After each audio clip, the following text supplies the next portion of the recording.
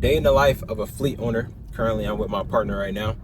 We on the way to go get a key made for the Ford. This is our second key that we have to have made, or that we got made, right? And just to give y'all a quick story time, we dealt with a renter last Friday, and he wasn't the best guy to do business with. 2 days we had to pull the car from him, and we tried to meet with him twice to get the key back, and he didn't want to give us the key back. So, all right, fine. We decided we'll just make another one. Now, this is why it's so important as a fleet owner to always have multiple keys, right? Because whenever you conducting business with people, no matter how much you vet them out or how much you think or how good of a person you think they are, you never know who they really are until you do business with them. So you always want to have spare keys. That way, if they don't want to give you your key back, you can just have the spare key, get your vehicle, and get the programming system in your car redone. That way they don't have access to it. So always have spare keys if you want to become a fleet owner. And another thing I want to add in is fleet ownership is not passive. We always doing something every day. Me and her have a set schedule that we do every day, and sometimes that get thrown out the window because we got to come deal with the fleet, deal with the cars. So I just wanted to throw that out there as well, because I know I get a lot of people that be like, how much money you make? I know being a fleet owner is easy and it's passive income, and honestly, it's not the truth. Sometimes it gets tough and hard, and if you want to be in this business, you have to have tough skin, and you got to be a quick problem solver. So yeah, but you also have to be strategic as a fleet owner.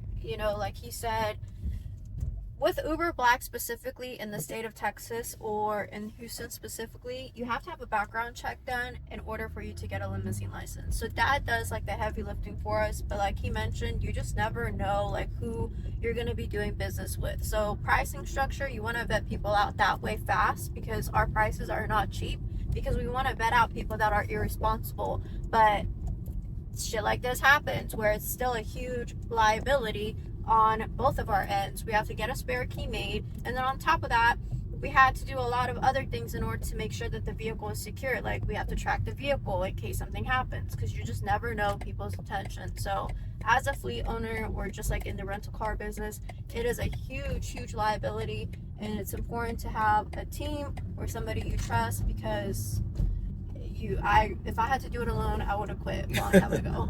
yes. Me and her, we crushing it, but we do have our tough days in this business because it get annoying. She got stuff to do, I got stuff to do. We have other things we do besides just running or managing a fleet. So it sucks to have to stop what we doing and then come assist whoever we need to. But it's a part of our service, and that's what's important to us most, our renters. So right now we finna pull up to the facility or the shop right now to get the key made, and I'll come back with an update. So I'm here with my guy, Steve. Steve, could you tell me how important it is as a fleet owner, or if you own a car rental company, how important it is to have multiple keys? You got to have duplicate keys. If a renter loses a key, they're stuck.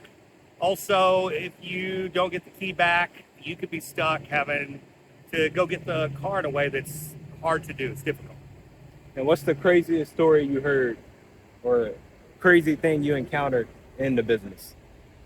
Well, I've had a lot of people who have relationship issues. Somebody else has their key.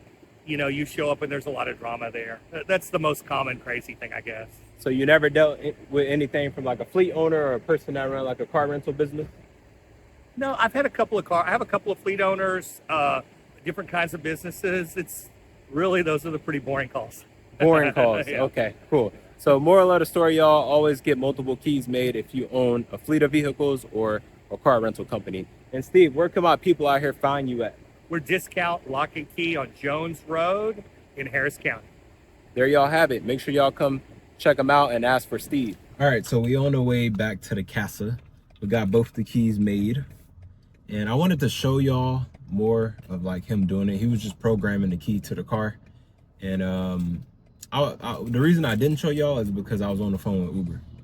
I was on the phone with Uber trying to help out my renter, because Uber be acting weird sometimes.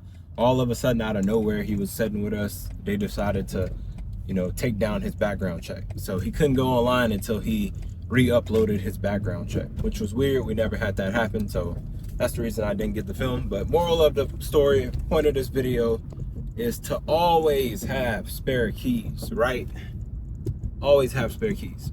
Did you have anything else to say for the people out there? And make sure you call around. Do you know how many people try to quote us $300, $400 to get the shit done? Always call around. Yes, good point. I forgot I left that out.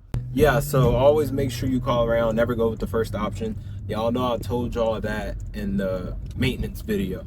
Don't just call one shop, call 100 shops to see who can give you the best rate. Obviously, you still want good quality work. Don't go with a cheap company and they do a shit job. So make sure you always call around to get good quality for a fair price.